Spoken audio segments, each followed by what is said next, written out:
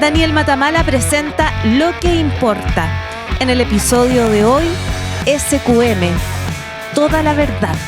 Conversamos con Carlos Gajardo, abogado y exfiscal. Además, Mauricio Duche, abogado y profesor de la Escuela de Gobierno de la Universidad Católica. Lo que importa es presentado por Grupo Planeta y por Arauco, renovables para una vida mejor.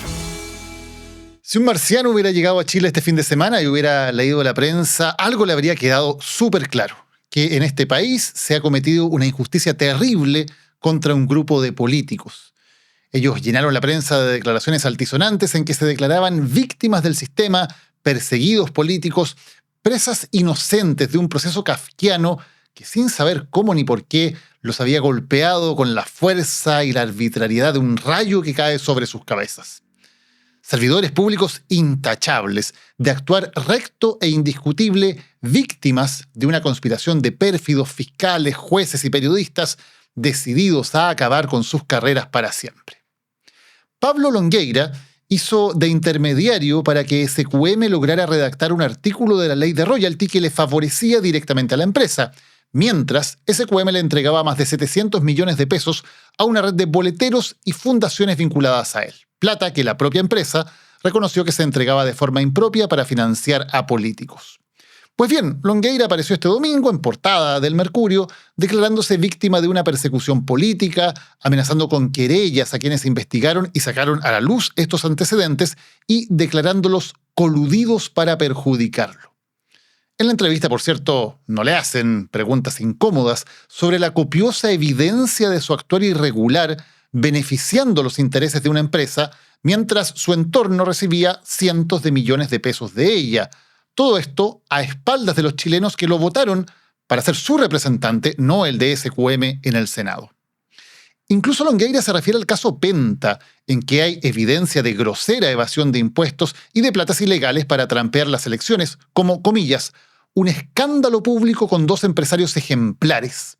Sí, para Longueira, Carlos Lavín y el Choclo Délano, condenados por evadir 1.700 millones de pesos en impuestos, son dos empresarios ejemplares. De ahí se deduce entonces que todos los empresarios deberían seguir ese ejemplo, inundar la política de platas negras y robarle al fisco, o sea, a todos los chilenos. Habrá que hacerles un desagravio también por haber sometido a estos prohombres, a estos faros de la ética empresarial, al espantoso agravio de tener que tomar clases de ética. Por cierto, sobre tan insólita declaración tampoco hay contrapreguntas. Marco Enrique Sominami no tuvo esa generosa cobertura dominical, pero ello no le impidió repetir hasta la saciedad el mismo guión: la pobre víctima de una conspiración político-judicial mediática que ahora tomará venganza contra quienes lo persiguieron. Para eso ha usado la franja y el debate presidencial, instancias que quedan entonces a disposición del debate de ideas, supuestamente en una elección para informar mejor a los chilenos, y los ha instrumentalizado como un espacio para llorar sus agravios personales. Su campaña presidencial no se trata de los chilenos y de cómo mejorar sus vidas, sino solo de él, con cualquier medio a su disposición. Uso grosero de inteligencia artificial para recrear escenas que solo existen en su imaginación. Una victimización insólita, incluso reclamos a los demás candidatos por no haberse tomado el tiempo para felicitarlo por su absolución. Claro, qué tontería ocupar el tiempo de la franja o de los debates en discutir sobre los temas que preocupan a los chilenos, cuando todos sabemos que en esta campaña presidencial hay un solo tema importante: él. Y esto aderezado con múltiples columnas, algunas de ellas con intereses cruzados evidentes de quienes ejercen como lobistas y columnistas al mismo tiempo, sin transparentar ese conflicto de interés al público, centradas exclusivamente en hablar de la ordalía sufrida por estos prohombres, sin recordar, ni en un mísero párrafo, los hechos acreditados y comprobados que fundaron este juicio. No me voy a extender acá en recordarlos, pueden ver el video con la columna Los Hechos en este mismo canal de Lo que Importa, si es necesario refrescar la memoria al respecto de esa evidencia. Por cierto, el caso de SQM se alargó de una manera absurda y hay que repensar estas investigaciones y juicios, pero eso no pasó por arte de magia, ni por mera negligencia.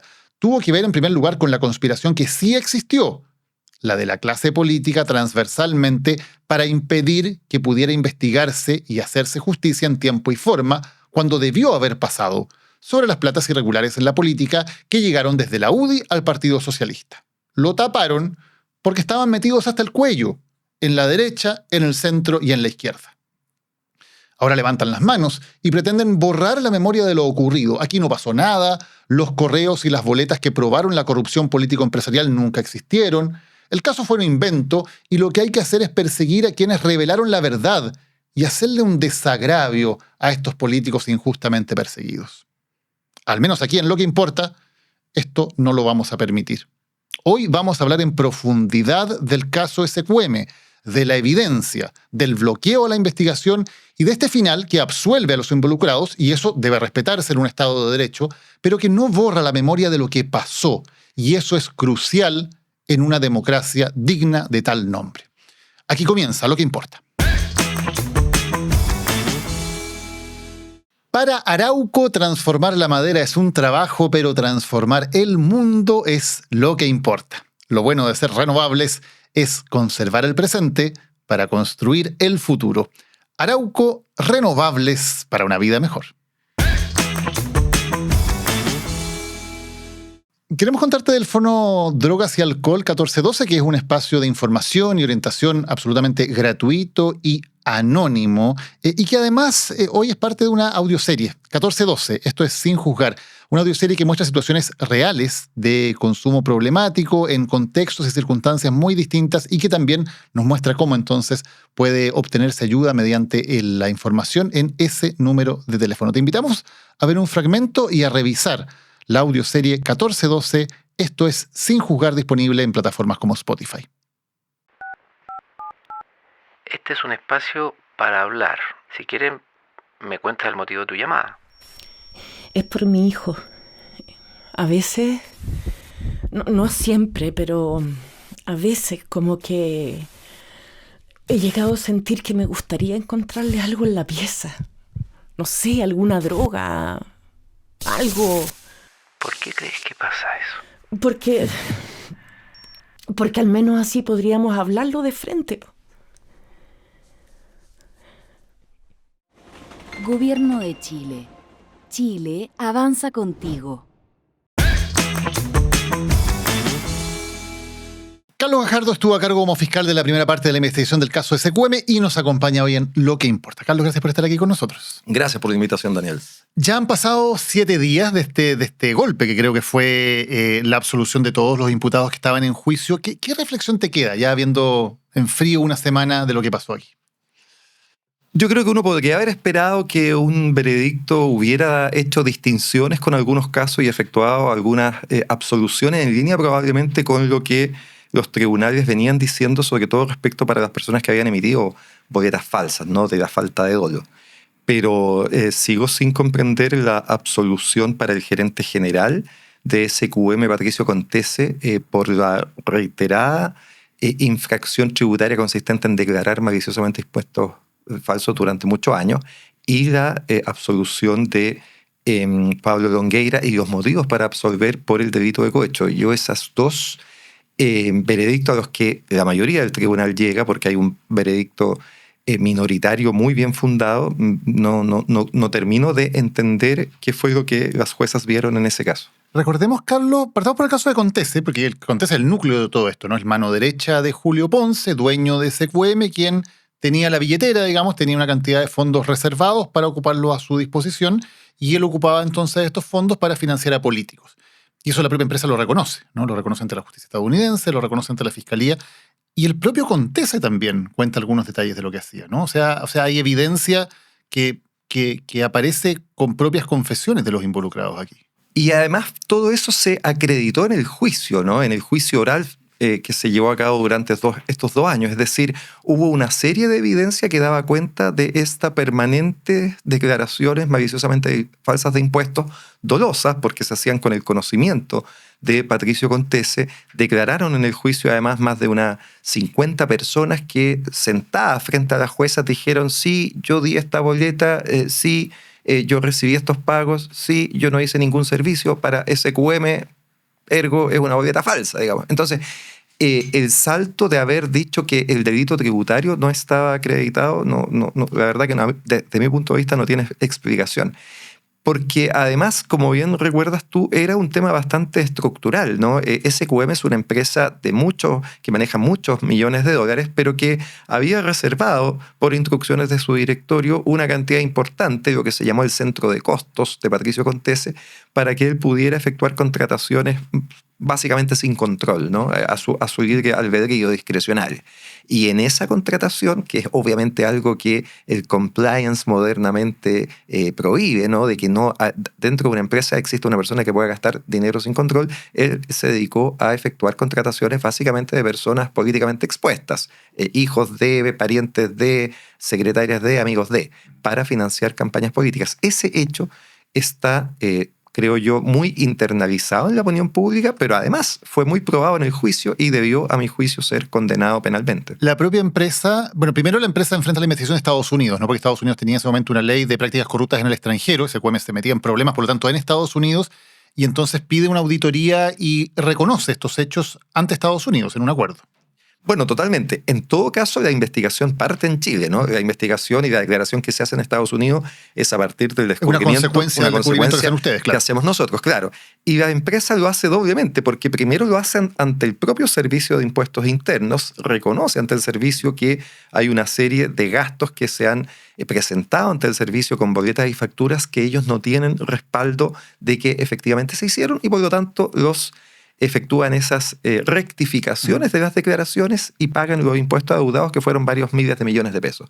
Y esto mismo lo hacen en Estados Unidos, porque Estados Unidos, ante el conocimiento de esta investigación, realiza una investigación administrativa a cargo de la SEC y para evitar problemas mucho más drásticos en Estados Unidos, por supuesto, que nuestra débil legislación, SQM hace también allá lo mismo y encarga un estudio externo y llega a un acuerdo con la SEC norteamericana, paga $30 millones en ese acuerdo, donde reconoce efectivamente que su contabilidad no es fidedigna por esto mismo, ¿no? Porque hay documentación no fidedigna respecto de los gastos que se han efectuado y que son aportes a campañas políticas. Y acá en Chile, Contese declara y dice que él había considerado que era importante o necesario financiar la política más allá de lo que correspondía legalmente por el CERVEL. Lo declara en la etapa de investigación, ¿no es cierto? En una etapa avanzada, cuando ya se empieza a perfilar que puede haber un acuerdo, y él además entrega nombres concretos de personas con las que se reunió para financiar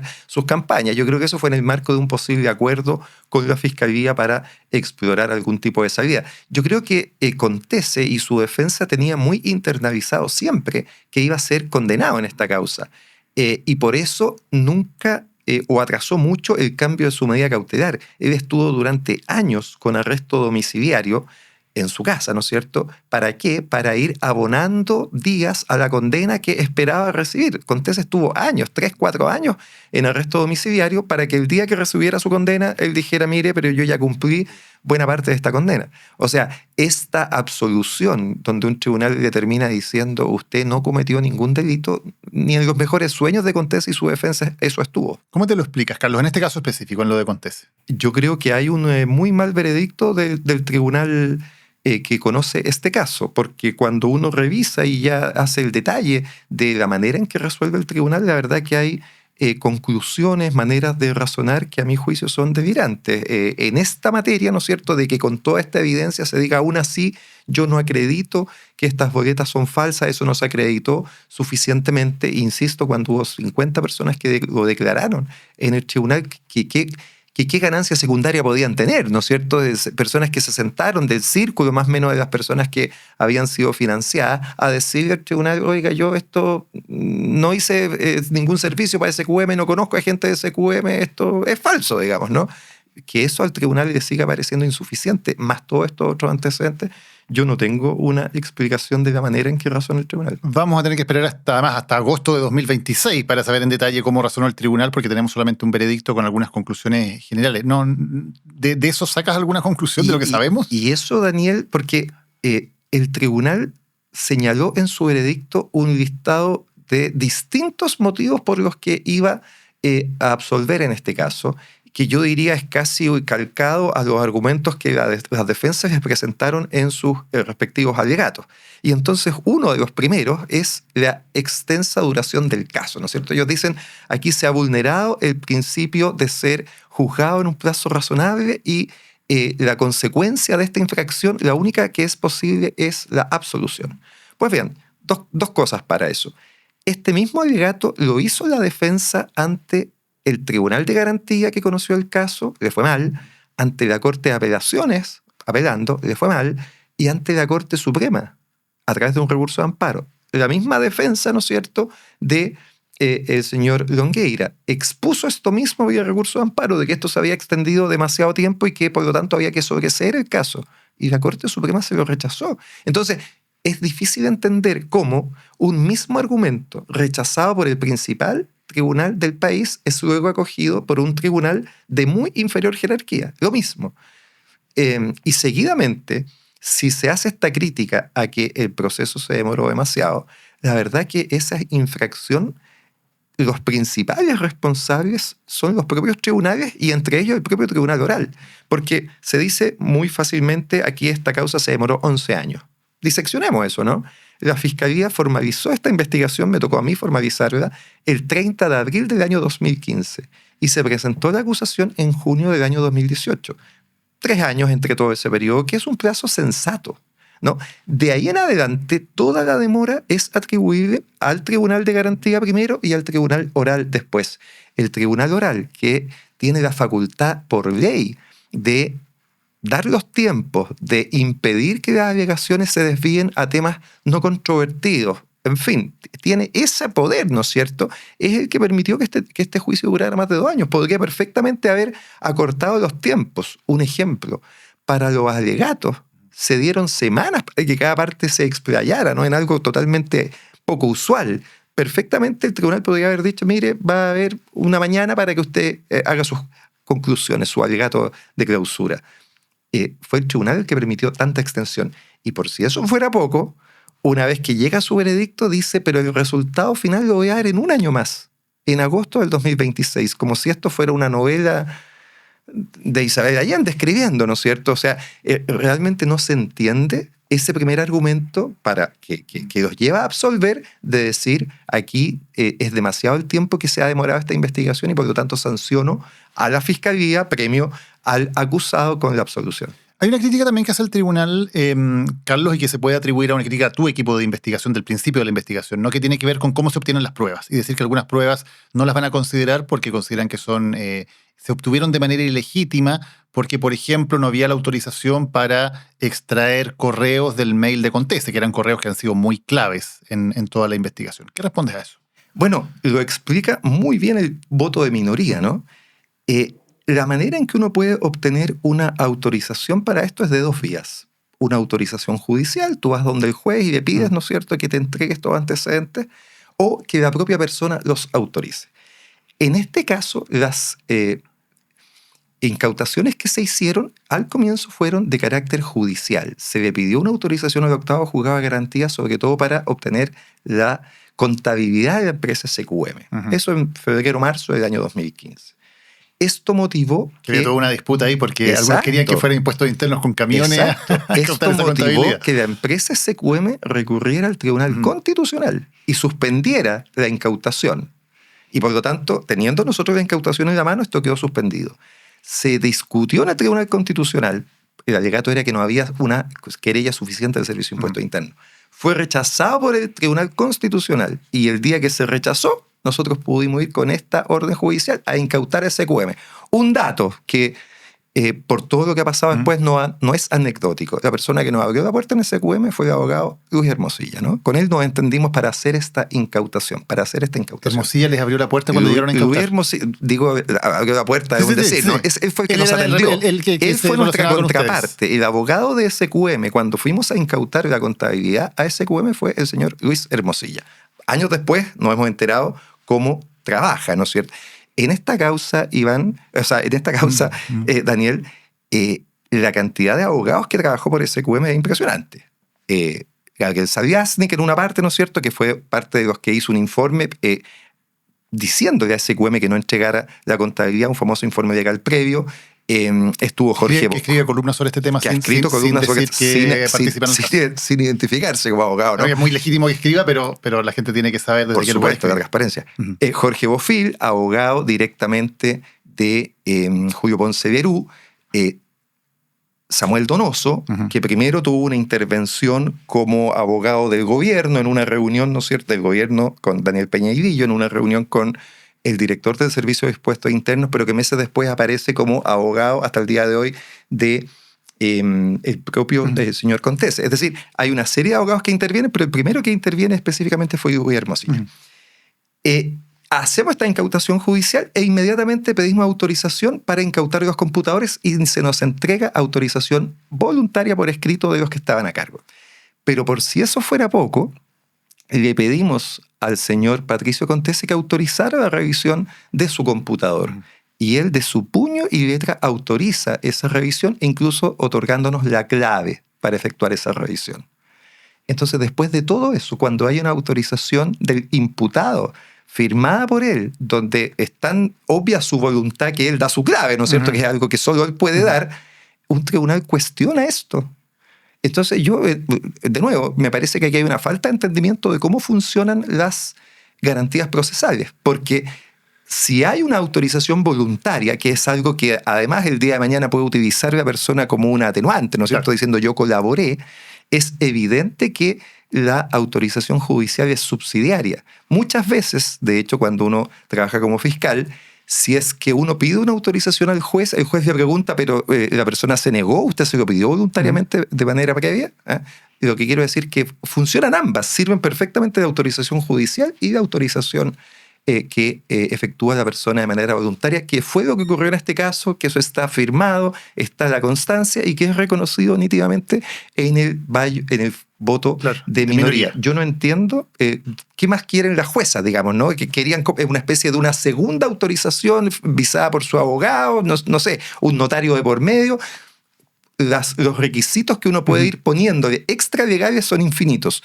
En este caso lo que hubo fue una autorización efectuada por el propio imputado con su firma. Pero es muy curioso que en un veredicto de 40 y tantas páginas donde no se menciona a ningún fiscal, al único fiscal que se me menciona es a mí. Me llama la atención, digamos. Hablando de los correos, porque estos correos también son claves luego para entender que aquí no solamente hay esta entrega de dinero al entorno de políticos, ¿no? Sino que también eso tiene consecuencias, que es lo que uno siempre sospecha. Bueno, estos políticos están recibiendo dinero, les van a pedir un favor en algún momento, que es algo que es bastante difícil de probar en general. Y acá hay una evidencia que es bastante clara, que es cómo Patricio Contese recibe información primero de Pablo Longueira sobre un proyecto de ley que era directamente en el interés de la empresa SQM, y cómo él le manda redactado un artículo que Longueira luego reenvía y termina convertido en ley que permite a SQM acogerse a la invariabilidad tributaria en la ley de royalty. Es difícil tener como la evidencia tan clara, ¿no? Por escrito, además, como de todo el proceso. Y sin embargo, el tribunal considera que eso no es suficiente. ¿Qué pasó ahí? Esto es muy interesante porque tú has dado probablemente cuenta de la evidencia más clara de este apoyo, de esta ayuda, de lo que en su momento el profesor Carlos Peña denominó la lealtad perruna en una columna que escribió el año 2016 de Longueira con Contese, ¿no? Lealtad perruna, muy buen término, en que el señor Matías Astaburuaga I, fiscal de SQM, redacta una norma de invariabilidad tributaria para la ley del royalty minero que era la que le acomodaba a SQM, ¿no? Y se la envía a su jefe, a Patricio Contese, por correo electrónico. Están esos correos electrónicos. Patricio Contese se la reenvía a Longueira, obviamente indicándole que esta es la norma que le gusta a SQM, y Pablo Longueira, por correo, le reenvía esta norma a Cristian Larroulet, sin decirle a Larroulet que esta norma la habían redactado en SQM. Larroulet era en ese momento secretario general de la presidencia. Secretario general de gobierno de la presidencia, sí. Uno de esos dos. Larroulet envía esta norma como proyecto de ley y esta norma termina siendo aprobada. Si usted sigue toda esa cadena de correos electrónicos, la conclusión es: una ley de la República la redactó el abogado de SQM, Matías Astaburuaga, con la intervención clave del senador Pablo Longueira. ¿Qué dice el veredicto? respecto a esto, ¿no? Que a cualquier persona nos parece, a todos los fiscales que conocimos del caso, al Consejo de Defensa del Estado, que se querelló por estos hechos con acuerdo de su comité, etcétera, que esta es una intervención que tiene un funcionario público para beneficiar a una empresa. Evidente. ¿Cómo razonó el tribunal? El tribunal dice, el señor Pablo Longueira en este caso no actuó como senador, sino que actuó como político, como si fueran dos cosas distintas esas, ¿no?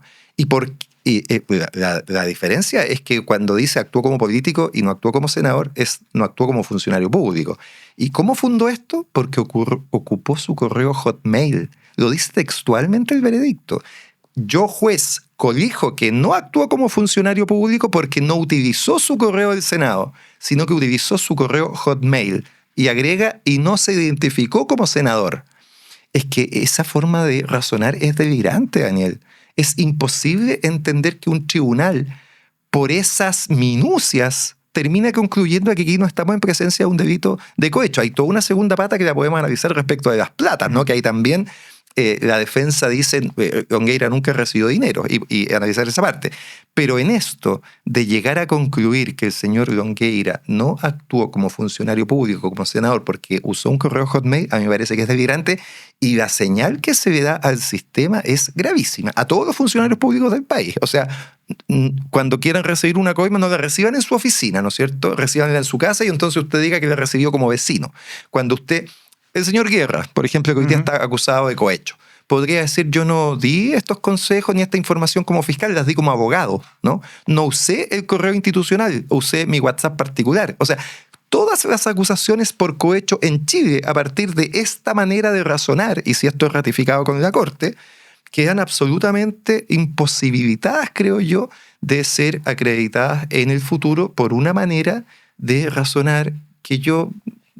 Lo menos que puedo decir es que a mí me parece que es delirante, que no tiene ningún apego a una mínima forma de razonar en causas complejas como esta. Salvo que el sobornado lo mande en una carta oficial, con la esquila, claro, con el timbre. Con un notario encima que diga soborno, pago por cohecho, por supuesto. No, es que yo tuve que leer esta parte como 3 veces del fallo, porque yo no me convencía de que efectivamente se fuera el razonamiento. Y eso es lo que hay. Tal vez en 10 meses más, en agosto del 2026, esté un poco mejor explicado. Pero lo que sale en el veredicto es una locura. Sí, pero es que ya no lo pueden arreglar, Daniel, porque tal como existe la congruencia que tiene que tener la Fiscalía entre la formalización y la acusación, y luego la acusación con la sentencia, el veredicto también tiene que tener congruencia con la sentencia definitiva. No podrían ahora tener argumentos distintos a los que ya plasmaron en el veredicto. Esa es la importancia que tiene el veredicto. No te pueden cambiar la manera de razonar que han efectuado. ¿Y esto había sido un razonamiento, un argumento que habían dado los abogados? Entiendo que sí, que es parte de lo que los abogados... Los abogados hacen su pega, está bien, por su pega, porque hay una frase que a mí me gusta mucho que uno dice, uno a veces gana con buenos argumentos y a veces con malos argumentos. O sea, a veces uno incluso tiene que dar argumentos en que no cree mucho, sí, pero claro, por si pasan y si el juez los considera. Ahora, hay una segunda parte en el delito de cohecho que tiene que ver con los pagos, donde de nuevo la argumentación es bastante poco sostenible. Está muy acreditado en el juicio que SQM entregó una serie de dineros a personas naturales y jurídicas muy cercanas a Pablo Longueira, de partida a sus fundaciones, a Chile Justo y otra más, ¿no es cierto? Que todos estos dineros eran canalizados por su secretaria, Titi Valdivieso.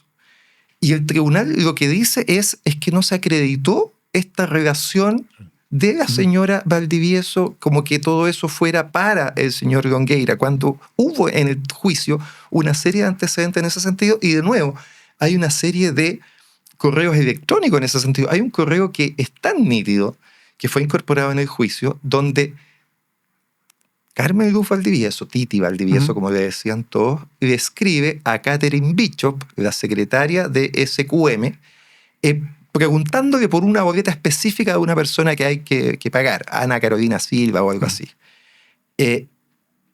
Diciendo que esta boleta está pendiente, hay que pagarla, ¿no?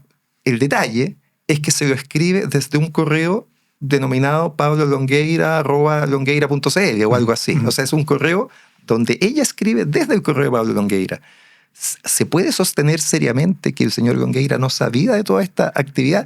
¿Qué vinculación tenía Titi Valdivieso con SQM? Si cuando Titi Valdivieso se comunicaba con SQM, se comunicaba con su secretaria, con Catherine Bishop, ¿no? El que tenía el acceso a la dirección de SQM y que por lo tanto a la disposición de los fondos de SQM era Pablo Longueira a través de esta relación con el señor Patricio Contés. Entonces, de nuevo, toda esta forma de lucubrar, de decir, no, es que no se acreditó que hubieran dineros para el Longueira o para su círculo, etcétera, también a mí me parece que pone en cuestión la capacidad que tienen estas dos juezas de poder comprender un caso de esta magnitud. Carlos, ¿qué evidencia había sobre Marco Enríquez Ominami?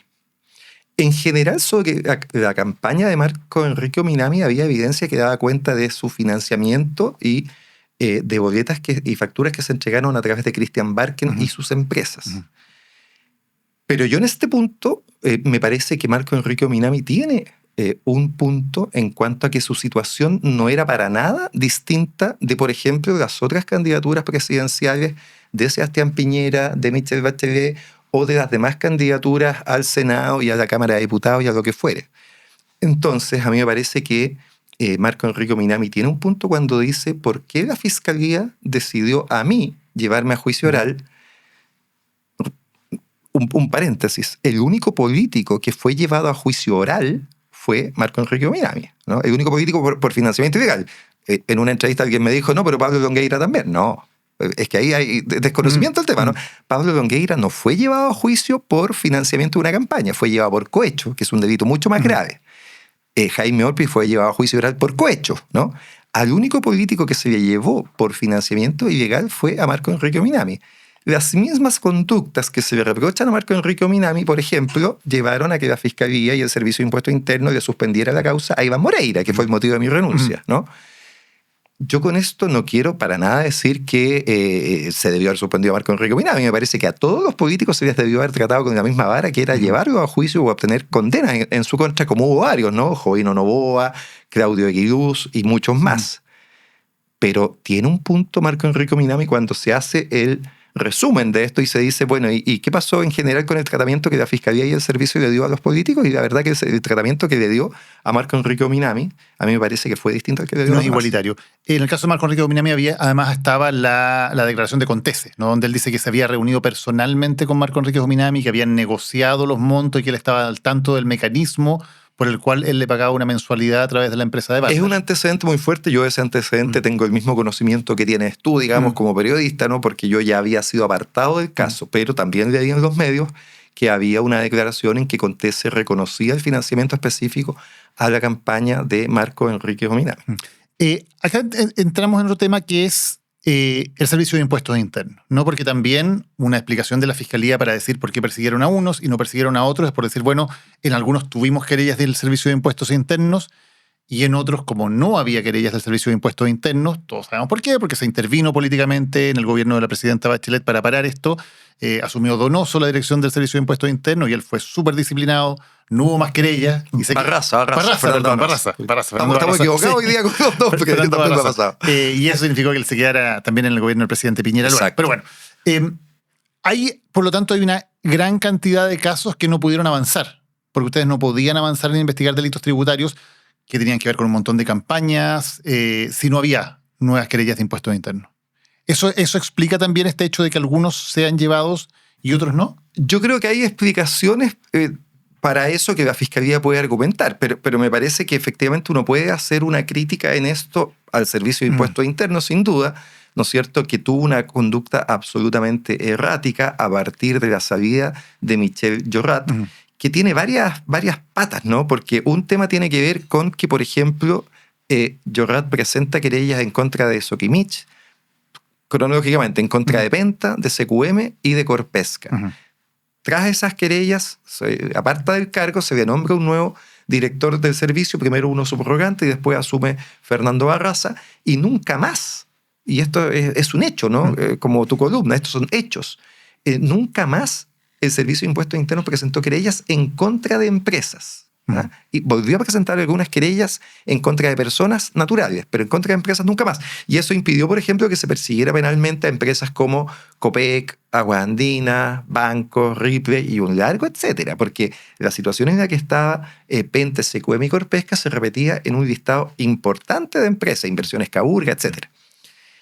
Pero adicionalmente el Servicio de Impuestos Internos no solo dejó de presentar querellas, sino que las querellas que comenzó a presentarlas con un apellido, nominativas, es decir, solo en contra de persona natural identificada y agregando un párrafo en que no se querellaba en contra de nadie más, salvo que así expresamente lo dijera. Lo que iba en contra de la doctrina histórica que ha tenido el Servicio de Impuestos Internos, que siempre sus querellas las ha presentado en contra de personas determinadas y agrega a continuación y en contra de todas aquellas que resultan responsables. Esa doctrina se fue Fernando Barraza, volvió un nuevo director, Hernán Fregolet, y lo primero que hizo fue cambiar esa doctrina y volver a la doctrina histórica, ¿no es cierto? O sea, en el periodo del Servicio de Impuestos Internos, solo en este periodo específico y por las investigaciones políticas, se hizo esta manera de tramitar. Carlos, otra crítica que se ha hecho a esta investigación desde el principio, no solamente a través de este juicio, es decir, a ver, aquí lo que pasó es que evidentemente había financiamiento irregular de la política, eso creo que a esta altura nadie lo discute, que se financiaba a políticos por fuera de las normas legales con esta idea de las boletas. Pero como no se podía perseguir el tema de las platas políticas ilegales porque tenía un plazo de prescripción demasiado corto, entonces ustedes de alguna manera ocuparon el delito tributario como una forma de perseguir algo que realmente no era un delito tributario, sino que realmente era financiamiento ilegal de las campañas, y como no podían hacerlo, le buscaron por el lado. ¿Qué reflexiones haces tú sobre eso? Escuché eso mismo y parte, de nuevo en otra parte, ¿no? Y parte de un grave error porque nunca hubo un delito electoral que se pudiera perseguir, un delito que habría prescrito en 6 meses, digamos. Eso no existe. Existían infracciones administrativas donde la Fiscalía no podía meterse, pero el delito electoral solo comienza a existir a partir del año 2016, después de las leyes de la Comisión Engel, ¿no es cierto? No había posibilidad. Entonces, para nosotros nunca fue un tema de que no existía, como no podemos investigar este delito, investiguemos otro. No existía ese delito. Lo que sí existía, y yo había tenido mucha experiencia en eso, eran los delitos tributarios. Y en nuestra experiencia, cada vez que teníamos un delito tributario de boletas y facturas falsas, perseguíamos al que incorporaba esos documentos en su contabilidad, que es el contribuyente, y para lo cual hay un artículo específico, el 97, número 4, inciso primero, que sanciona, y perseguíamos al que otorgaba las boletas o hacía esta facilitación de las boletas, que es el artículo 97.4, inciso final. Toda la vida, ¿no? Se perseguía tanto al que metía la boleta en su contabilidad como al que se la facilitaba. Haber esperado que nosotros, por haber políticos involucrados, comenzáramos a hacer una distinción que nunca habíamos hecho, a mí me parece que era insultante a nuestra actividad. Y te agrego adicionalmente una cosa, Daniel, porque efectivamente acá la disputa jurídica fue, un poquito técnico este tema, pero fue decir qué dolo se necesita para cometer este delito.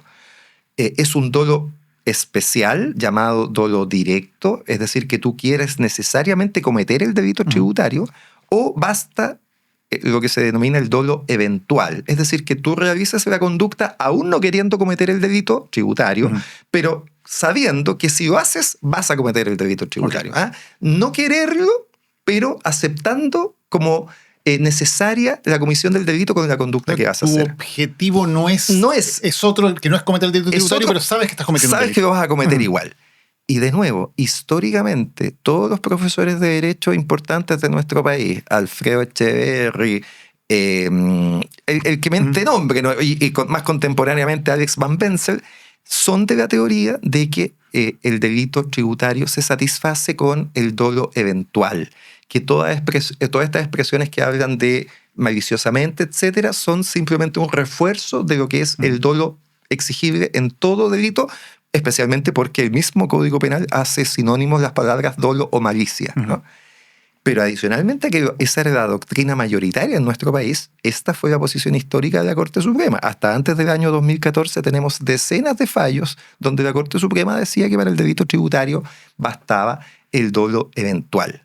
Es efectivo que cuando comienzan a aparecer estas causas, hubo parte de nuestra jurisprudencia, algunos jueces, y esto bien peleado, que empezaron a hacer esta distinción. Algunos se mantuvieron con la doctrina tradicional y otros dijeron, no, sabe que para este delito se requiere dolo directo y por lo tanto el político que facilita la boleta queda excluido de la comisión del delito, que por supuesto es una interpretación de la normativa muy favorable para la clase política, ¿no? Pero esto fue muy discutido. Eso con Moreira. Porque, por ejemplo, en el caso Moreira, 8 jueces de la Corte Suprema estuvieron por la doctrina tradicional y 7 por exigir dolo directo. 8-7. Por eso fue desaforado. Pero a los meses siguientes se presenta el desafuero Fulvio Rossi y el desafuero se rechaza 8-7 porque hubo un cambio en la integración, ¿no? Lo que quiero decir, hubo efectivamente ahí una disputa jurídica, pero que el resultado de aquello contraría toda la doctrina en esta materia de los autores, de las personas que han estudiado esto, ¿no? Y toda la jurisprudencia tradicional de la Corte Suprema. Es válido, por supuesto, que nuestros tribunales y algunos abogados puedan cambiar de opinión. Yo no tengo problema con eso. Pero lo que creo que no es leal es decir que esto siempre fue así. Claro. En la historia, en el delito tributario, bastaba lo que denominamos dolo eventual. Hasta que vieron que podían caer gran parte de la clase política y hubo algunos cambios de opinión ahí al respecto. Carlos, vemos qué pasa ahora, porque tenemos este veredicto por ahora con un 2-1. Vamos a tener que esperar 10 meses para ver cuál es efectivamente el fondo del fallo y recién ahí me imagino que la Fiscalía podrá hacer algo en términos de pedir una anulación. ¿Hay alguna posibilidad que esto cambie? ¿Cómo es lo que viene? Efectivamente, después de publicado el fallo completo, la Fiscalía tiene un plazo extendido también de 30 días para presentar un recurso de nulidad. Yo estoy convencido que eso la Fiscalía lo va a hacer. Dependiendo de la causal, ese recurso va a ser conocido por la Corte de Apelación o la Corte Suprema, pero yo tengo severas dudas de que a pesar de las graves deficiencias que tiene el veredicto y que por lo tanto debe tener el fallo, esto sea anulado, porque se va a hacer el juicio, digamos, de... ya no van a ser 11 años, ¿no es cierto?, sino que van a ser 15 años desde la comisión de los hechos, y yo creo que eso va a pesar, porque efectivamente un juicio oral de estas características demanda un gasto importante de recursos, que en todo caso es ínfimo comparado con los recursos que el Estado recuperó gracias al descubrimiento de estas causas. ¿Y la única opción es anular el juicio?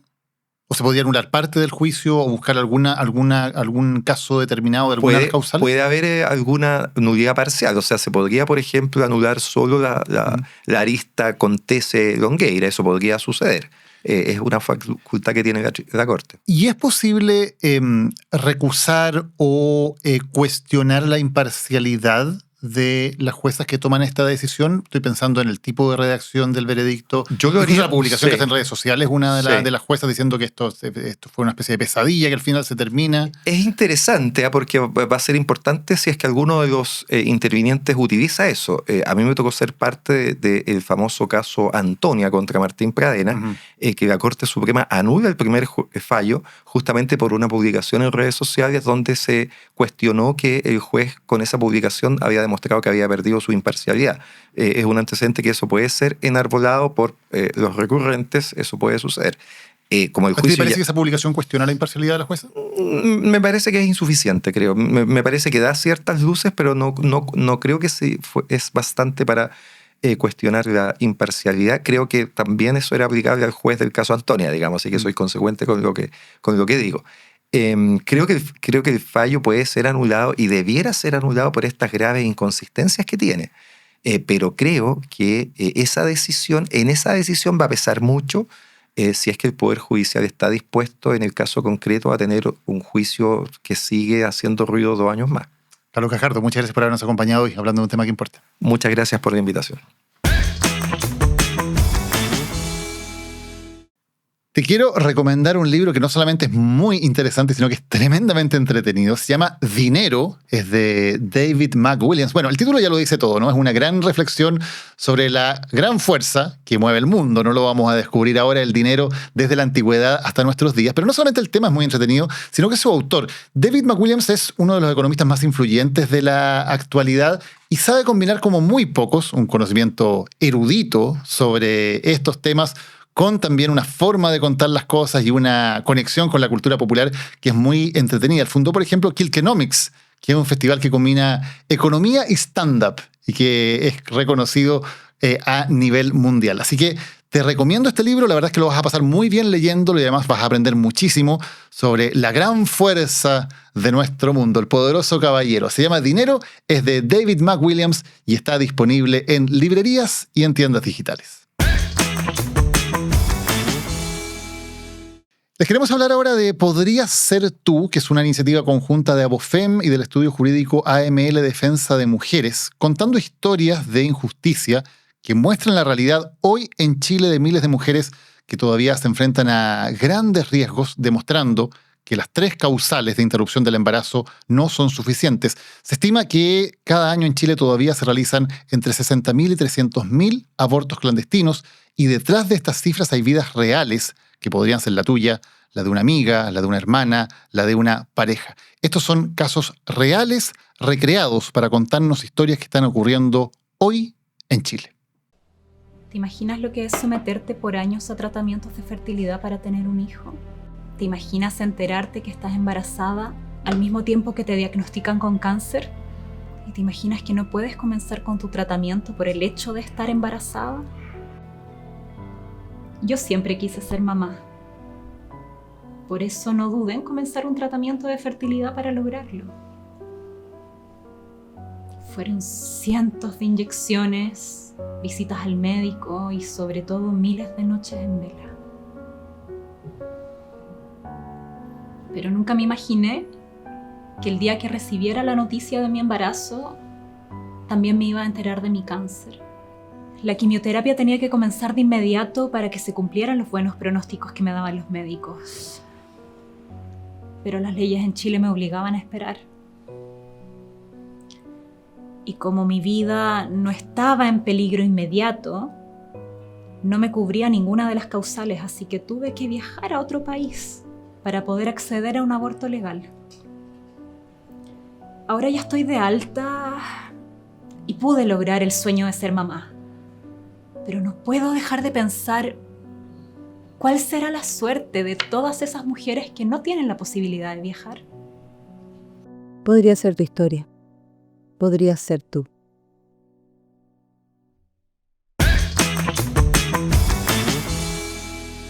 Vamos a conversar ahora con Mauricio Duch. Mauricio es abogado, profesor de la Escuela de Gobierno de la Universidad Católica. Fue parte también del equipo que redactó la reforma procesal penal hace hartos años ya. Mauricio, ¿cómo está? Hola, bienvenido. ¿qué tal? Muchas gracias por la invitación. Había un exceso de juventud en esa época, ¿no? Sí. Eso me dicen el Dorian Gray de la reforma. Mauricio, hablemos un poco de cuáles son de este fallo, de cómo entenderlo y también de las consecuencias que tiene para el sistema, porque se ha dicho mucho, y no sé si tú compartes, que esta es la mayor derrota que ha tenido el Ministerio Público desde que se creó. A ver, yo creo que una derrota importante, sobre todo por el alto perfil público y las expectativas que se generaron, pero creo que todavía falta agua que pase bajo el puente antes de tomar posiciones muy definitivas en esto. Yo creo que hay que recordar primero que solo hemos conocido el veredicto hasta el momento. Todavía falta la sentencia escrita, que lamentablemente nos vamos a demorar cerca de 10 meses en conocerla, en agosto del próximo año. Pero esa sentencia podría ser eventualmente objeto de algún recurso por parte del propio Ministerio Público o de los querellantes, y eventualmente hay una posibilidad, más baja, por cierto, porque los recursos de nulidad, una tasa menor al 10% se acoge, pero hay una chance real de que pudiera ser revertido. Entonces, hay que tener cuidado con eso todavía para que sea una derrota definitiva. Este caso tiene que estar cerrado, todavía no está cerrado. ¿Tú entiendes, Mauricio, por qué si la queja principal que se hace en el veredicto que conocimos es precisamente la lentitud del proceso, lo largo que fue, que no se han respetado las garantías mínimas de plazo razonable para los acusados, al mismo tiempo digan, y nos vamos a tomar 10 meses para redactar esta sentencia después de la cual recién se pueden aplicar los recursos? Mira, es legal, pero poco comprensible para hacer la diferencia. O sea, nuestra legislación ahora permite, esto fue por una reforma que se introdujo el año 2005, dar plazos adicionales cuando los juicios se alargan. Yo creo que es una mala norma porque es una norma que está pensada cuando en vez de 2 semanas duró 3 semanas. Entonces te dan 2-3 días más. Pero claro, cuando dura 350 días más, te aumenta exponencialmente porque... Y por eso son los 10 meses. Exacto, porque te dice que si el juicio duró más de 5 días, por cada 2 días de excesos te dan 1 adicional. Ajá. Entonces, en un juicio largo como esto, llegamos a una solución completamente irrazonable que es muy contradictoria intuitivamente, ¿cierto?, con efectivamente la crítica a esa desplazación. Pero este es el plazo máximo. Sí, no hay ninguna obligación de que se tomen los 10 meses. No, podría ser mucho menos y uno hubiera esperado que hubiera habido un esfuerzo. Por eso digo, es legal, pero no es razonable porque podrían, sobre todo en este contexto de demora excesiva, deberían haberse intentado apurar, porque la verdad es que no es que se parte de cero el fallo hoy día, sino que durante estos 2 años, 8 meses, ya han ido registrando mucha información que luego es ocupada para construir la sentencia, por una parte. Y por otra, pero yo creo que refleja un problema de este veredicto, ¿cierto? Que todavía, como decía, una decisión provisional. Y es que el veredicto tiende mucho a ver la paja en el ojo ajeno como explicación de la extensión irrazonable de este proceso y poco la paja en el ojo propio, que es cuánto de responsabilidad hay en la organización de las audiencias judiciales y los tiempos que tomaron ellas, ¿cierto? En este caso. Déjame para dar... Contrario a lo que se ha dicho, este caso no se investigó 10 años. Este caso partió su investigación más o menos redondeando en enero del 2015 y el Ministerio Público cerró en julio del 2018 la investigación. O sea, 3 años y medio después, menos de 2 años de las últimas personas que fueron formalizadas, que es el plazo legal. Entonces, para este tipo de casos, no me gusta que haya durado 3 años y medio, pero más o menos uno comprende que casos de esta magnitud podrían durar 3 años. Pero de ahí en adelante nos tomamos los otros 7 años, fundamentalmente para poder ejecutar 2 grandes acciones. La audiencia de preparación de juicio oral y luego el juicio oral. La audiencia de preparación de juicio oral duró aproximadamente 1 año y medio. El juicio oral duró 2 años, 8 meses. El plazo para conocer la sentencia 10 meses. Si tú sumas esto, tienes prácticamente 5 años y medio, que es la mitad del tiempo que ha demorado este caso solo para realizar esta audiencia. Los tiempos más muertos para poder realizar esta audiencia son gigantescos. Nos demoramos 2 años en poder hacer la audiencia de preparación de juicio oral. Y aquí, por tanto, cuando uno conoce bien el caso y conoce bien el sistema, se da cuenta que hay bastantes más responsabilidades que involucran a los jueces muy fuertemente en su capacidad de gestión de las audiencias y de programación de ellas. Pero también, obviamente, uno podría decir que hay cosas del Ministerio Público que podrían haberse hecho mucho mejor para acelerar esto, pero también hay comportamientos de la defensa que tienen que ver con múltiples suspensiones que tuvo la audiencia de preparación de juicio oral porque ellos ejercieron sus derechos, está bien, pero eso tiene costos en la extensión. Entonces tampoco puedes hoy día decir, oye, esto se entendió solo porque el Ministerio Público lo hizo. O sea, la defensa también fue parte de haber hecho que esto se extendiera por más tiempo. Sí, claro. Déjame ponerte el ejemplo. La audiencia de preparación de juicio oral original estaba prevista para abril del 2019 y terminó iniciándose solo en octubre del 2020. O sea, prácticamente 1 año y medio después. Entre otras cosas... Hubo pandemia entre medio también. Hubo pandemia, también hubo... Es una contingencia que hay que... Sí. Pero entre otras cosas porque primero la defensa interpuso una cautela de garantías en donde se pidió, ¿cierto?, que el Ministerio Público ordenara la prueba para ellos poder trabajar mejor. Completamente legítimo que lo hayan, pero bueno, esto tiene costos. Si tú le pides al Ministerio Público que haga esto, ok. Segundo, luego también alguna defensa que pidió la suspensión de la audiencia posteriormente porque hubo cambio de defensor y no tuvo tiempo para prepararse. O sea, litigaron intensamente, pidieron la separación de las acusaciones, recurrieron de amparo, etcétera, etcétera. Y eso tiene un impacto también en la duración de los procesos. Entonces, es difícil luego como transferir solo la responsabilidad del Ministerio Público. Mauricio, es bueno separar esto porque hay una audiencia de preparación del juicio oral y luego el juicio oral. Sí. La audiencia de preparación, corrígeme si me equivoco, pero uno entiende que es precisamente para que no pase este tipo de cosas que ahora se reprochan. O sea, ahí la Fiscalía tiene que decirme, estas son las pruebas que vamos a presentar, y el juez dice, ya, esta prueba está bien, esta no, por tal razón no se acepta, o estas pruebas están duplicadas, señor, vuelva con la pega bien hecha, ¿no? O sea, todo eso que están diciendo hoy día las juezas de garantía es algo que uno entiende, por lo menos mirándolo desde fuera, no sé si estoy equivocado, que es precisamente para lo que existe esa preparación de juicio oral, ¿no? Absolutamente. La preparación de juicio oral es una bisagra entre el mundo de la investigación, que normalmente es un mundo complejo, desordenado, medio caótico, y poder llegar a un juicio oral que sea factible y viable. Entonces, el objetivo... Y ordenado y en tiempo razonable. Y por tanto, eso supone uno que define muy bien qué es lo que vamos a ir a debatir a juicio oral, esto es lo que se llama el objeto, por así decirlo, del debate, y luego qué pruebas van a sustentar ambas partes, que intentan llegar a ambas partes. Y parte central de esta audiencia es el rol que tiene que tener el juez de garantía a solicitud también de las partes para filtrar la evidencia cuando, por ejemplo, está impertinente, sobreabundante, recae sobre hechos en realidad que no están en disputa. Si hay pruebas que son ilegales, pues se han obtenido ilegalmente. También, absolutamente. Ese es el momento. Ese es el momento institucional. O sea, ¿por qué? Porque lo que establece nuestro sistema es precisamente no queremos tener estos debates en juicio oral porque lo van a complejizar más, porque además, si tú programas un juicio oral con 100 pruebas y en realidad solo son admisibles 20, es muy distinto.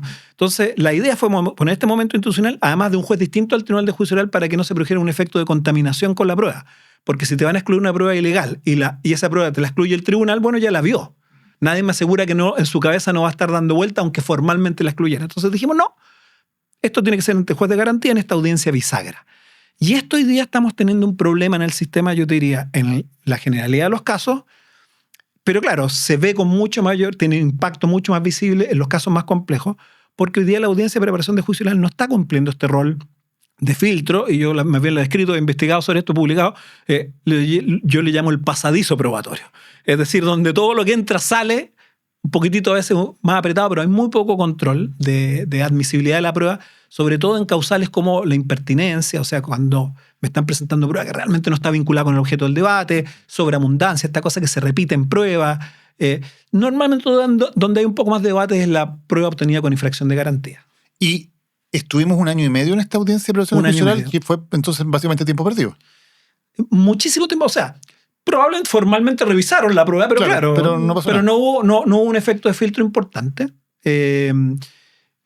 Y yo diría, claro, esto yo no encuentro una explicación, ni conozco una audiencia de preparación de juicio oral que haya durado tanto en el sistema. Y después estuvimos todos estos años del juicio oral propiamente tal, en que por lo menos uno de repente, oye, ¿qué iba el juicio? Todavía está el juicio, uno iba a mirar y siempre era como, están leyendo boletas. Y como se pasaban el día como leyendo boletas o leyendo documentos, y uno decía, esto es una brutalidad, porque ¿qué objeto tiene ocupar una sala de audiencia, ocupar a jueces?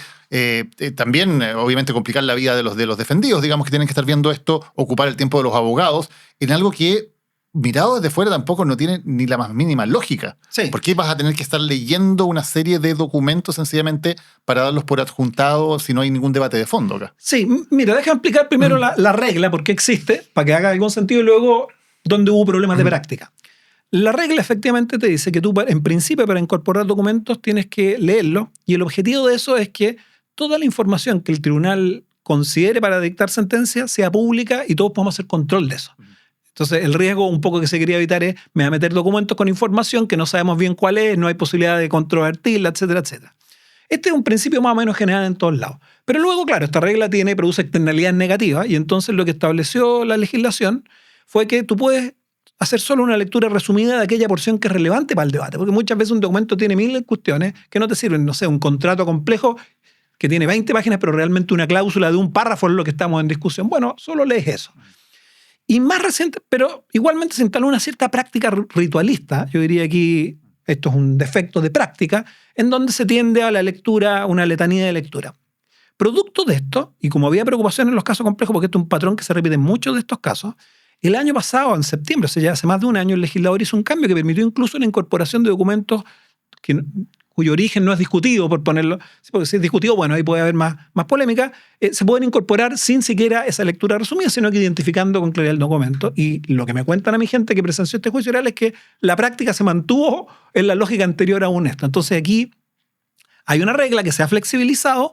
Hoy día tal vez podríamos mejorarla aún, pero yo creo que el problema principal está en una cierta ritualización de prácticas que se refleja en esto y en otras cosas de lo que ocurrió en el juicio. ¿Y esto, en este caso, Mauricio, es responsabilidad de los fiscales o es responsabilidad de los jueces que están llevando el juicio? A ver, yo diría centralmente de los jueces en qué dirección.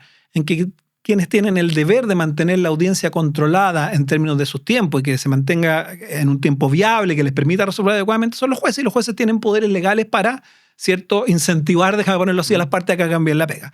Ahora, por cierto, si las partes son más díscolas y se comportan ritualistamente, esto le pone dificultad al tribunal y uno podría decir, podría haber también alguna responsabilidad. Pero al final del día, quien tiene el control de la gestión del juicio oral es el tribunal, quien tiene una fuerte responsabilidad del sistema, y tengo la impresión de que lo que ha ocurrido, que explica este caso, pero otros muchos también, es que los jueces del tribunal oral se ven menos como gestores de la audiencia, más que como decidores se ven más como decidores del caso que gestores de la audiencia.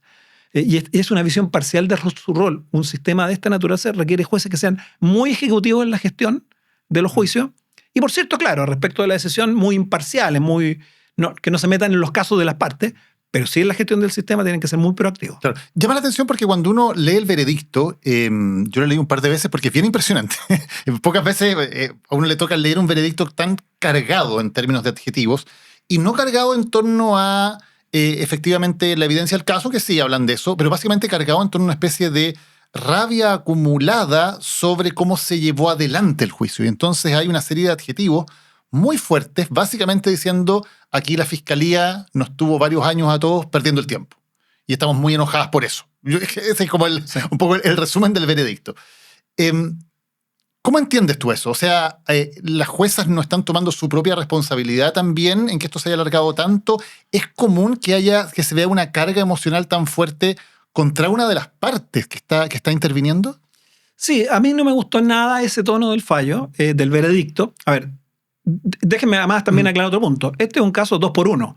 O sea, este voto mayoría que estamos comentando es solo una porción del tribunal. Hay una jueza que tiene posición disidente en prácticamente todos estos puntos, o sea, que no está de acuerdo. O sea, este es un tema bien debatido al interior del propio tribunal. No es tan unánime como a veces se ha presentado, que es un fallo muy unánime, muy fuerte. No es así. ¿Y eso es relativamente frecuente que los fallos sean divididos? No, en una investigación que yo hice hace poco, empírica, que incluyó entrevista a varios jueces de tribunales orales, en general lo que detecté, además con una muestra de sentencias, en que los fallos disidentes son la minoría.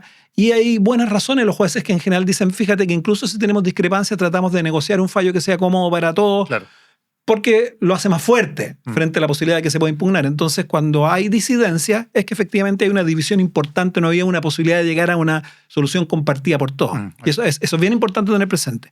Ahora, claro, yo creo que esa visión demuestra... A ver, distingamos, el veredicto lo que le pide a los jueces es simplemente que fijen posesión, o sea, absuelven o condenan, y luego esbocen sus líneas argumentativas. Por eso existe luego la sentencia escrita, que tiene requerimientos técnicos mucho más profundos en términos de la justificación de cómo llegan a esta cuestión. Por ejemplo, todos los temas probatorios, el detalle ahí los vamos a ver. Pero claro, a mí también me llama la atención y no me parece muy apropiado que esto le ponga mucho énfasis en temas que no son propios de la decisión del tribunal oral. Por ejemplo, que el Ministerio Público hacer todo un argumento muy profundo sobre la inconveniencia que tenía la acumulación de acusaciones que hizo el Ministerio Público, que de hecho es un tema que se debatió ante el juez de garantía, o sea que ya estaba zanjado, pero además un poco casi rayando en el mérito de que no era conveniente hacerlo porque no ayudaba mucho en la investigación. No, esto es muy impropio.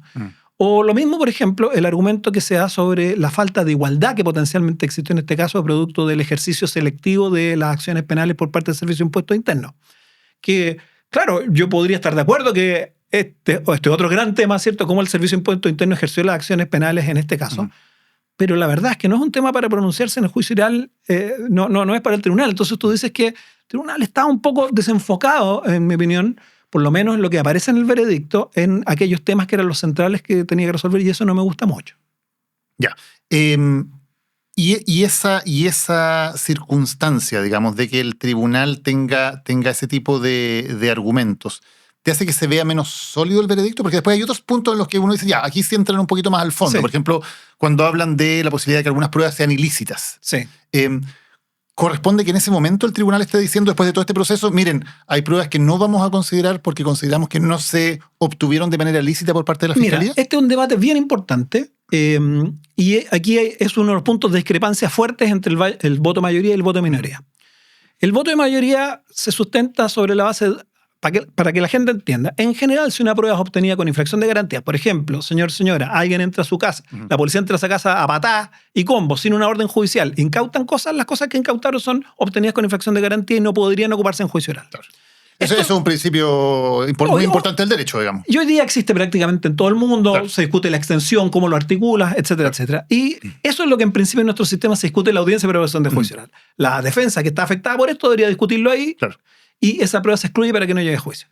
Entonces, el Tribunal de Juicio Oral básicamente dice, mire, sabe que independiente que esto se haya discutido en la audiencia de preparación de juicio oral, si hay infracción de garantía, nosotros tenemos derecho a no meternos. El efecto que tiene, en un caso de juicio oral, ya no es excluirlo porque ya no se hizo, sino que no vamos a valorar esa prueba. Se presentó esa prueba en juicio, pero nosotros no la vamos a considerar para efectos de valorar el caso. Y básicamente lo que sostienen es que los correos que habían sido enviados por el señor Contese a otras personas y los testigos que declararon sobre esos correos no eran valorables, y esto tiene incidencia muy fuerte, porque al no ser valorados probablemente un argumento fuerte para decir luego no se pudieron probar los delitos que el Ministerio Público querían probar. Pero el voto minoría cuestiona esto con argumentos que son fuertes también y que dan harto debate. El primer cuestionamiento dice, ¿sabe qué? El tribunal oral no puede no valorar la prueba que fue presentada en juicio. Nuestro sistema legal tiene reglas específicas que señalan eso. Tengo que decir aquí que este es un debate muy importante en Chile hoy día, más allá de este caso. Hay un sector importante de los académicos que sostienen la tesis del tribunal oral. Creo que un sector minoritario de los cuales yo me encuentro, creo que es impropio hacer esto en juicio oral por distintas razones. Pero esto es un primer debate, si el tribunal juicio oral lo puede hacer. Y un segundo gran debate tiene que ver con que, bueno, aunque lo pudiera hacer, si fue obtenida con infracción de garantía o no, y el voto minoría dice no fue obtenida con infracción de garantía. ¿Por qué? Porque había una autorización del señor Contés y su defensa para acceder a los materiales contenidos en el computador, y estos correos formaban parte de esos materiales y por tanto era una autorización amplia de acceso. El debate aquí es bien de detalle, no entremos al detalle, pero más o menos para que entiendan, el tribunal oral dice no, porque él dio una autorización que no cubría los correos y luego se lo tuvieron que pedir, y el tribunal, el voto minoría, dice no, esta autorización cubría esto, y además en todo caso luego una cadena de correos con, sin mal no recuerdo, con el señor Longueira, fueron presentados por él mismo, por tanto ahí también hay otra fuente válida. Entonces tenemos dos versiones bien discrepantes de si se puede o no se puede hacer, y pudiendo hacer es lícito o no. Entonces este es un tema que sin lugar a dudas va a ser objeto de debate. Y déjame ahí una tercera variante, que es que aunque lo hayan excluido, si no había prueba suficiente para igual haberlos condenado. Y creo que el voto minoría manifiesta diferencias en estos tres niveles, y por tanto yo asumo que esto va a ser un tema probablemente de ardua discusión y nulidad. Hablemos del plazo razonable, que probablemente también es una de las cosas que más llama la atención como argumento, no solamente para criticar a la Fiscalía o para criticar el proceso, que creo que todos podemos estar de acuerdo en que efectivamente no es razonable el plazo que tomó todo esto. Yo creo que hay una... estoy de acuerdo, digamos, cuando las defensas reclaman que esto no puede demorar tanto tiempo porque es una negación de justicia. Pero lo que hace el tribunal es decir, como no se ha respetado el plazo razonable, la consecuencia de eso es absolver a estas personas. Yo me quedé un poco marcando ocupado porque no sabía que eso existía en Chile. Uno entiende que existe el plazo de prescripción, de que si un delito no se ha investigado en determinado tiempo, prescribe. Pero que un delito se lleve a juicio y que en el juicio la conclusión sea ha pasado demasiado tiempo, ya pasó la vieja, digamos, y por lo tanto hay que absolver. Yo por lo menos no sabía que existía. No sé si, Mauricio, cuál es la lógica. Sí, para explicar el contexto a quienes nos están viendo. El plazo razonable es una garantía también universal y de aceptado en todos lados, que básicamente dice, mira, hay un momento en que el transcurso del tiempo hace que la extensión del proceso genere tanto daño que esto tiene que tener algún tipo de consecuencia, ¿cierto? Hay una garantía atrás de esto. No me pueden tener toda la vida sujeto a la incertidumbre que significa un proceso penal en mi contra. Y tanto el voto mayoría como el minoría aceptan que esto es una garantía vigente en Chile, ¿cierto? Y que por tanto es aplicable. Pero luego donde hay nuevamente enormes discrepancias tienen que ver con cómo contamos el plazo, o sea, qué es lo que cabe dentro de este plazo, qué criterios son los que nos permiten determinar si es razonable o no, porque esto tiene mucho desarrollo. Por ejemplo, la jurisprudencia internacional dice, mire, usted tiene plazo razonable, no es algo como si 2 años, 3 años, 4 años, sino que tiene que verse caso a caso, de acuerdo a cuán complejo es el caso, cómo se comportaron las partes, qué efectos tuvo para las partes la extensión. Y ellos tienen una discrepancia fundamental en términos de la complejidad que tiene, y es ahí donde el voto mayoría le atribuye el problema al Ministerio Público. Esto no era tan complejo, se complejizó porque el Ministerio Público quiso, y el voto minoría le dice, oiga, no, esto es una decisión que estaba tomada, y yo tiendo a pensar que en este escenario el rol del Tribunal de Juicio Oral no es mirar a la página del ojo ajeno, sino cuando llega el caso es cómo lo organizas para que puedas cumplir con el plazo razonable. Sí. Pero donde está la discrepancia central es el efecto que tiene. Si aún nos pusiéramos de acuerdo en qué considerar, cómo considerarlo, la pregunta es qué consecuencias tiene su violación del plazo razonable. Y efectivamente esto no tiene regulación legal o constitucional en nuestro país. Y es un tema ampliamente discutido con distintas soluciones en el derecho comparado, en el derecho internacional. No hay una norma, así como la prescripción, que uno dice tal delito prescribe a los 2 años, a los 5 años.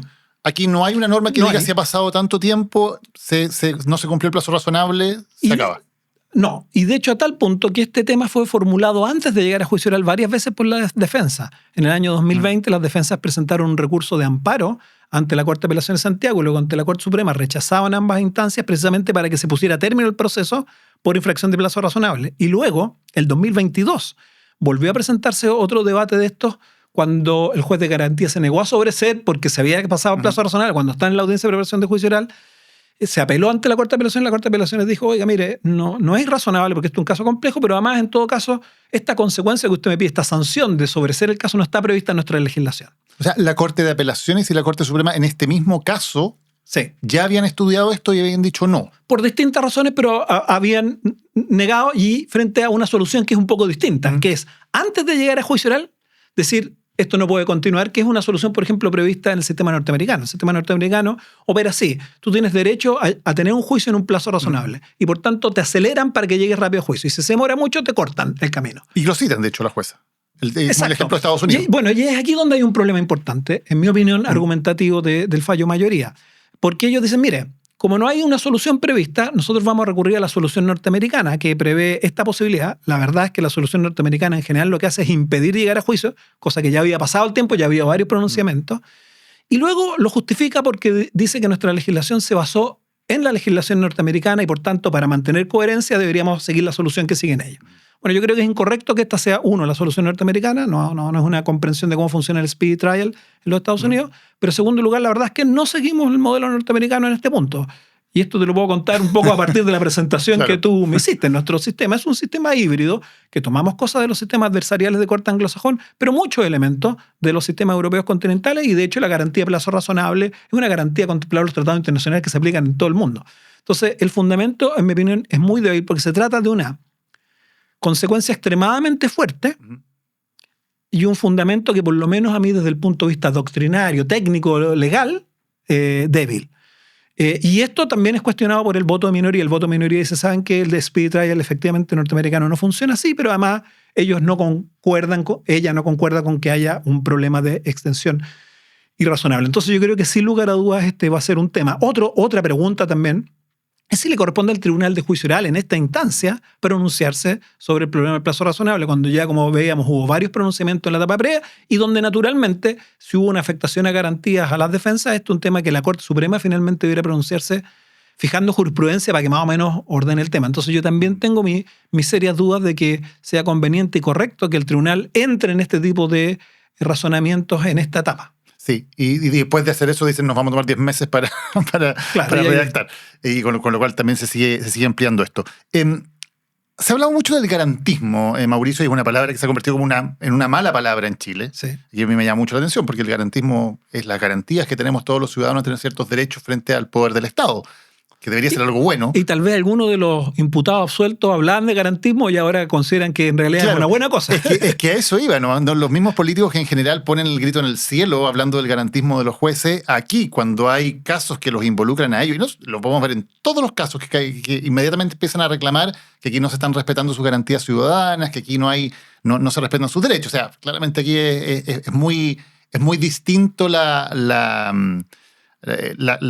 calificación que se hace del garantismo cuando me toca a mí, donde me parece súper bien poder alegar todas las garantías del caso que cuando le toca a otras personas. Pero bueno, ¿crees que aquí hay un problema de garantismo? ¿Crees que aquí efectivamente los jueces llevan demasiado lejos el tema de las garantías? ¿O dónde crees que está la dificultad en el razonamiento que hacen las juezas? A ver, yo creo que en parte sí, pero sobre todo creo yo es la concepción de cuál es el rol del tribunal oral en la protección de garantías.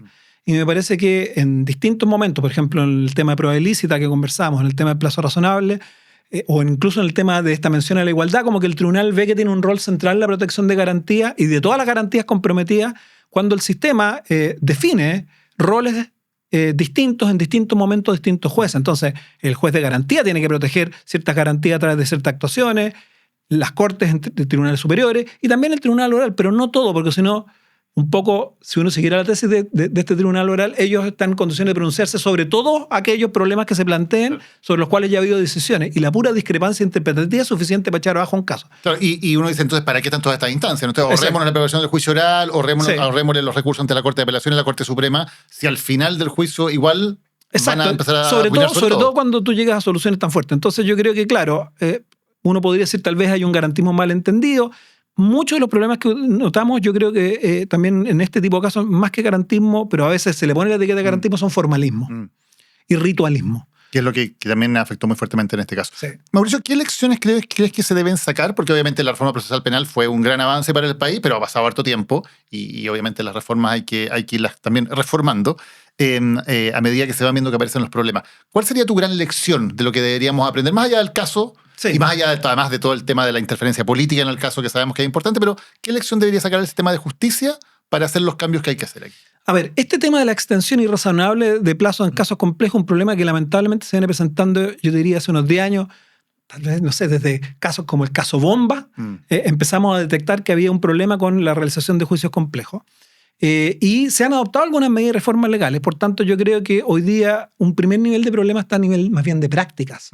O sea, sin perjuicio que para cambiar prácticas puede ser conveniente reforzar algunas reformas legales, como por ejemplo este tema de la lectura de documentos. Fue reformado. Otro tema que es clave para simplificar los juicios es poner más incentivos para que las partes lleguen a convenciones probatorias, es decir, acuerdos sobre hechos que no van a ser discutidos en juicio porque te facilitan no llevar prueba ahí. También una reforma sobre eso. Sobre las potestades de los jueces para controlar la audiencia, también ha habido reforma. Entonces yo creo que lo fundamental, hay que traducir esta reforma en práctica. Yo veo algunas señales positivas. Por ejemplo, la Academia Judicial se tomó en serio esto y está desarrollando, ya ha publicado unas guías de conducción de audiencias donde pone puntos centrales en estos temas y está empezando a introducir cursos de capacitación para jueces en esto. Pero es un largo camino. Entonces probablemente la señal política que demanda alguna reforma puede ayudar y reforzar este comportamiento porque, te cuento, tratamos de instalar un piloto el año pasado precisamente para tratar de que la audiencia de preparación de juicio oral cumpla el rol de filtro, de que se ocupen más reuniones previas de coordinación en estas audiencias complejas. Un trabajo que hicimos interinstitucionalmente convocado por la Cámara Judicial y al momento en que lo íbamos a implementar, todas las instituciones se echaban para atrás porque... Entonces, claro, la ley puede cumplir una función ahí, pero yo diría fundamentalmente, aún con cambio de ley, si no haces intervenciones de otro tipo, no va a haber cambio práctico. Como te digo, central es aumentar la capacidad de filtrar pruebas de la audiencia de preparación de juicio oral y generar instancias de coordinación previas en audiencias complejas de preparación de juicio y de juicio oral para incentivar que el juicio se haga lo más acotado posible. ¿Y en qué está fallando la Fiscalía? A ver, yo creo que la Fiscalía tiene algunos cuellos de botella importantes en la investigación, por una parte, y esto tiene que ver con la propia Fiscalía, pero también con capacidad de investigación en delitos más complejos. Por ejemplo, un cuello de botella hoy día para el sistema es el procesamiento de evidencia digital. Una investigación que hicimos hace algunos años con Cristian Riego sobre persecución en delito de corrupción, detectamos que había un cuello de botella, que los volúmenes de información digital en estos casos son gigantescos, computadores que hay que revisar y se demoran a veces un año en mandarte un informe o más. A veces son volúmenes muy importantes, lo hemos estado viendo en otros casos como los casos chat, etcétera, etcétera. Entonces, ahí hay un defecto investigativo que hay que fortalecer esas capacidades investigativas y que impactan al Ministerio Público, pero también el Ministerio Público, lo que hemos detectado en todos estos casos complejos es que tiende, por así decirlo, a acumular mucha información y efectivamente un problema es que cuando llega la audiencia de preparación de juicio oral tira el paquete completo sin ellos haber hecho una organización de mejor calidad y un filtro de la prueba. Un poco, por así decirlo, la dinámica y la carga de pega que tienen hace que piensen el caso cuando llegan a juicio oral.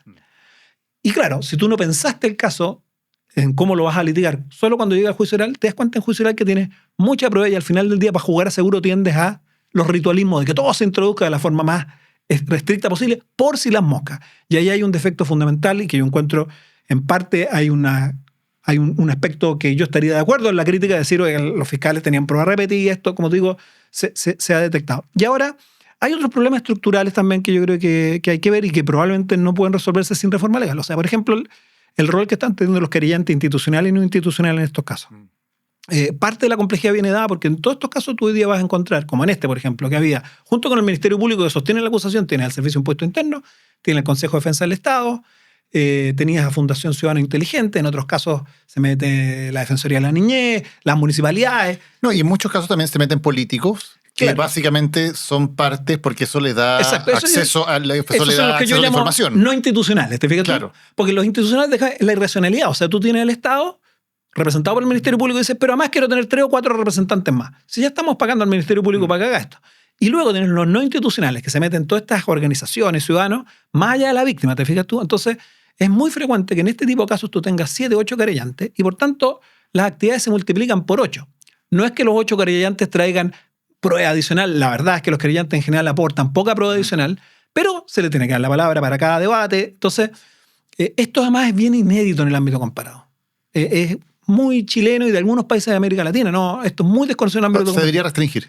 En mi opinión, los querellantes institucionales se debería restringir completamente. Y además deberíamos tener una regla que restringiera a los querellantes no institucionales, salvaguardando a la víctima, por así decirlo, a los querellantes institucionales que no son víctimas. Y en el caso de la complejidad de casos que tienen víctimas múltiples, deberíamos tener reglas más estrictas de comparecencia por representación con un abogado común. No sé, pues en los casos de los quesitos, para recordar un caso antiguo, 3.200 víctimas, no puedes tener a 3.200 abogados. Entonces, ahí hay algo en que el sistema se quedó atrasado y tenemos bastante evidencia que muestra que es problemático. Allí donde por regla general, yo te diría, no quiero ser injusto, pero por regla general estos querellantes institucionales no aportan tanto. Mauricio Duche, muchísimas gracias por habernos acompañado hoy, hablando de un tema que importa. No, gracias a ti por la invitación. Bueno, muchísimas gracias por habernos acompañado en este programa. Sentimos que era un programa muy importante hacerlos para no olvidar toda la verdad que conocemos sobre este caso SQM, un caso emblemático del financiamiento irregular y de las relaciones irregulares también entre el dinero y la política en nuestro país. Invitamos también tanto a Pablo Longueira como a su abogado para que fueran parte de este programa. Se excusaron de asistir, pero por cierto, las invitaciones correspondientes se hicieron. Te recordamos que la próxima semana vamos a estar hablando de un nuevo tema que importa, también que el próximo lunes también estaremos con una nueva edición de Animales Políticos junto a Cristóbal Belolio y como siempre los martes también publicamos la columna en video. La columna de esta semana de hecho tiene que ver también con el caso SQM, es la columna Los Hechos, así que si quieres refrescar la memoria también sobre algunas de las cosas que hablamos en el día de hoy, te recomiendo que en este mismo canal puedas ver también entonces la columna de opinión Los Hechos acerca de este mismo caso SQM. Nos vemos la próxima semana con otro tema que importa, que estés muy bien. Lo que importa fue presentado por Grupo Planeta y por Arauco, renovables para una vida mejor.